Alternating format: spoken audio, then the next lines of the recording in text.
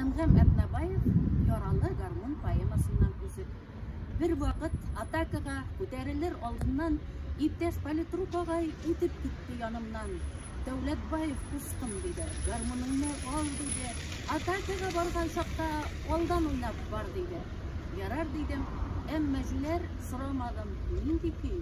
Авыл көе, урам көе, иртә кичтә буран көе.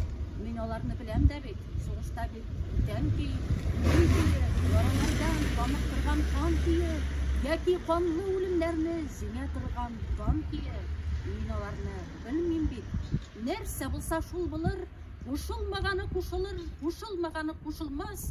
Окоптан чыгып гармунның тарттым да күрекләрен, йөрәк турында йөргән авыл көен җиппәрдем.